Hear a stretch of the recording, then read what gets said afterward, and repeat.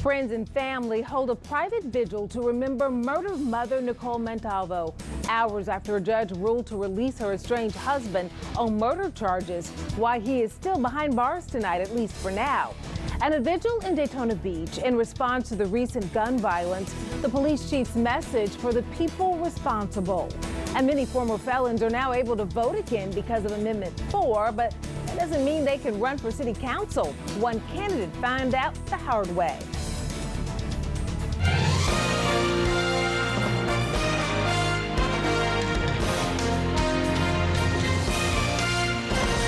Thank you so much, everyone, for joining us here at the top of 10 o'clock live on Spectrum News 13. I'm Tammy Fields. We will get to all of those stories in a moment, but first, our top story, cold weather. I want to talk about that with certified meteorologist Mallory Nichols joining us now in the Weather Center and not outside, which is a good thing. It's cold.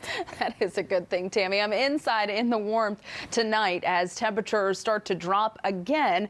Some spots back down in the 30s overnight. But as we look at the numbers at this 10 o'clock hour, we have made it down to 48 already for Sanford, 49 in Melbourne and Leesburg, 45 for Daytona Beach. Our warmest spot, Orlando, sitting at 50. But even Orlando will be dropping here very soon down into the 40s, mid to low 40s to start out our Wednesday. Ocala, Palm Coast in the upper 30s, mainly clear skies. Not too bad weather-wise heading into the afternoon, but temperatures will only make it into the mid 60s for our Wednesday. Gradual warm up over the next few days as sunshine sticks around. This is all out ahead of a few weekend changes, and what those changes are and where we tied the record for the coolest high temperature today. It's all coming up at 10:11. Well, family and friends of the murdered mother Nicole Montalvo held a private vigil for her tonight, just hours after a judge's decision to release her estranged husband on murder charges. But he is not getting out of jail, not anytime soon. Spectrum News 13's Eric Mock is live for us at the jail tonight. Eric, a lot of disbelief about the judge's decision today. Oh, yeah, absolutely, Tammy. You know, Christopher Otero Rivera remains in the Osceola County Jail tonight, but like you said, it's not for the murder charges he was originally given by the Osceola County Sheriff's Office for the alleged murder of Nicole Montalvo, whose body was found on his property. No, this is for probation violation. But when the judge announced today in court that they were going to be releasing him on the murder charges, Montalvo's friends who were sitting in the courtroom seemed horrified.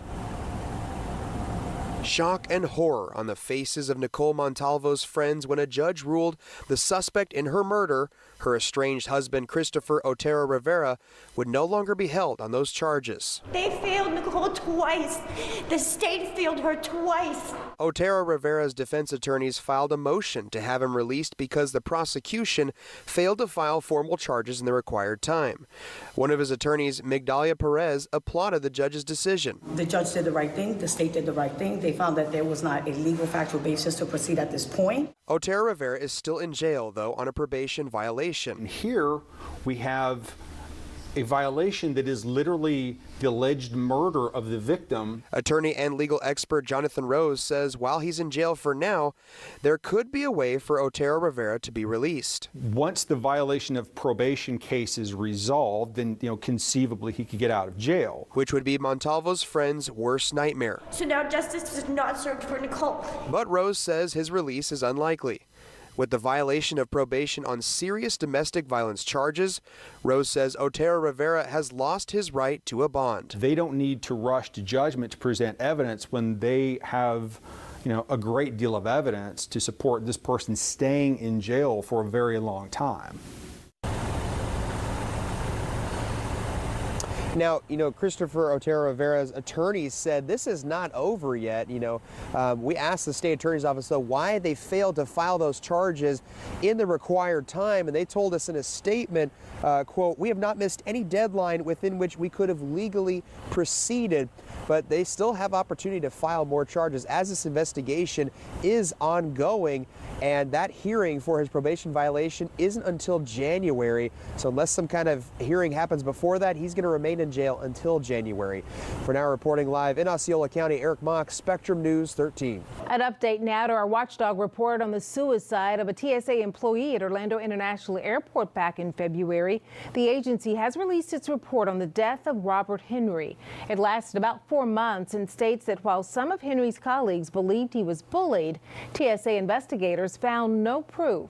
According to the Transportation Security Administration investigation, a co-worker claims to have heard Henry discuss suicide with a supervisor before he took his life. On the morning of his death, Henry was being written up for sleeping on the job, and in his own statement said that he had a flare-up of pain caused by a toothache. He also wrote he hadn't had an opportunity to seek help because of financial uncertainty, all due to the government shutdown. Our watchdog team has still not received numerous other documents that we requested from TSA, including the personnel files of managers initially accused of bullying Robert Henry and employee satisfaction surveys. Well, Bakari Burns has won the runoff election for City of Orlando's District 6 seat by a vote of 68 to 32%. Burns will replace Samuel Ng. Less than 3,000 people voted in this runoff election. Ocala will likely have another election for a city council seat in District 2. The city council voted tonight not to seat the winner, Tyrone Oliver, who won in a runoff. The reason? He was convicted of a felony. Spectrum News 13's Matt Fernandez is in the newsroom now. I know you had a chance to speak with the now former candidate. Yeah, Tammy, I did. He says he's fine with the decision by the city council members, but thought he was legally able to run. And Gilligan says if there is a special election were to happen, it would likely be held in March. In the newsroom, Matt Fernandez, Spectrum News 13. Ahead, we are giving you a sneak peek at some magical offerings coming to Disney parks. But switching gears right now to talk sports. Spectrum Sports 360 is up next at 10:30.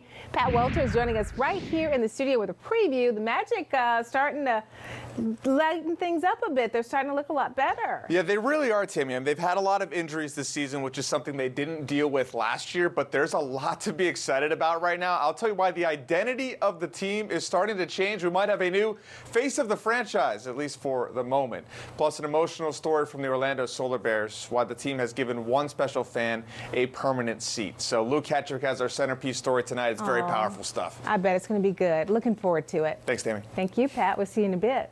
Well, certified meteorologist Mallory Nichols, we're going to see her right now. Mallory, we know it is cold outside right now. How are things looking for tomorrow? You know, Tammy, it's going to be a little bit warmer than what we had today, but still well below average. So don't put the jackets away quite yet. You might be able to do so as we get a little bit closer to the weekend. But I want to start first with this live view from downtown Orlando. I'm seeing a few more people out walking around than this time last night. Still a bit chilly, so a lot of jackets, hands in pockets, that sort of stuff going on because temperatures are falling fast. And that's only after we made it into the upper 50s to low 60s throughout our Tuesday afternoon. Average is 75, so well below that number. And actually Daytona Beach tying its old record for the coolest high temperature on this day. That temperature is 58 degrees. The last time this happened was back in 1974. And as we look at the numbers at this hour, we're down to 44 already in Palm Coast, 46 in Ocala, 48 right now in Sanford,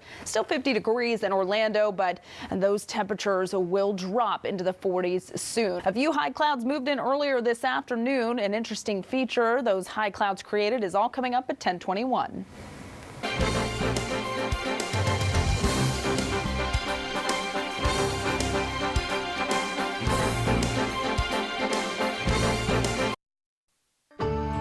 Spectrum News 13 is brought to you in part by Trial Pro. Discover the Trial Pro difference.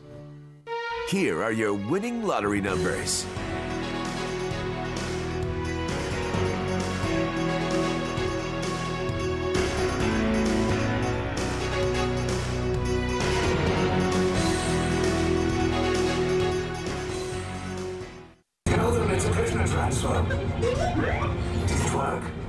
A huge week for Disney's Hollywood Studios. The highly anticipated Rise of the Resistance attraction opens on Thursday. It's a motion simulator trackless dark ride where guests are recruited by the Resistance to stand up to the First Order.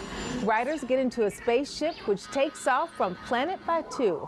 There's stormtroopers, droids, lightsabers, you name it.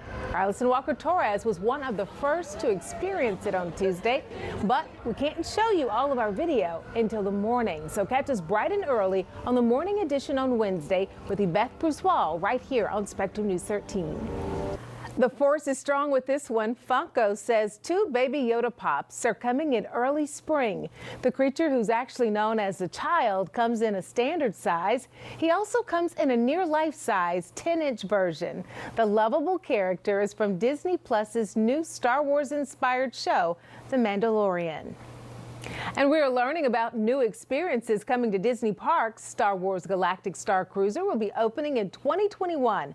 The Star Wars Hotel is set to take guests on an immersive experience to a galaxy far, far away. Mickey and Minnie's Runaway Railway attraction is set to open March 4th at Disney's Hollywood Studios Park. And finally, Remy's Ratatouille Adventure attraction will take guests through the French kitchen of Cousteau's restaurant in summer of 2020. So there's a miracle in Daytona Beach. I'm Alison Walker-Torres. Why this miracle pop-up is so rare around here and just what it's doing to this beachside restaurant on the town is next.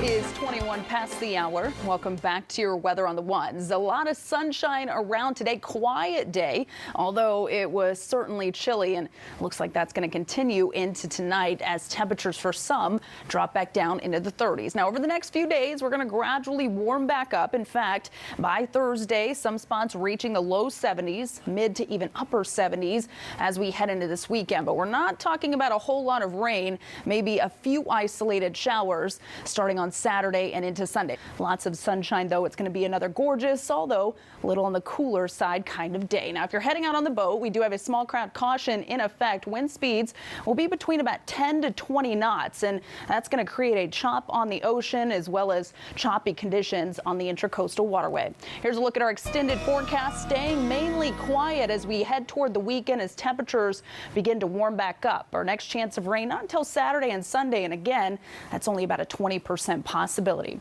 Here's a look at our pollen forecast, low to moderate through Friday. Wind temperatures will climb out of the 40s tomorrow is at 31 past the hour. Right now, a live look at Storm Tracker 13 Doppler radar.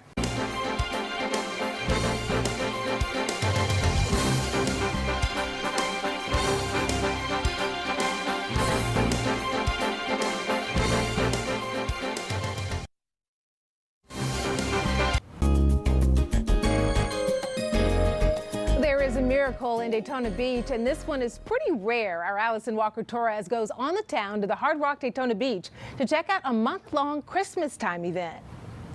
Another Democrat dropping out of the race for the White House, California Senator Kamala Harris. Harris was a prominent candidate early on, but as the Democratic field grew, she failed to pull in positive polling numbers. This decision comes just a little more than a month after she shrunk her staff size for an all-in on Iowa campaign strategy. In a letter to supporters, Senator Harris says she doesn't have the funds to keep her campaign going. Tonight on Spectrum Sports 360, we debate which bowl game Florida should want to go to and the story behind a Solar Bears jersey that rests on a seat inside Amway.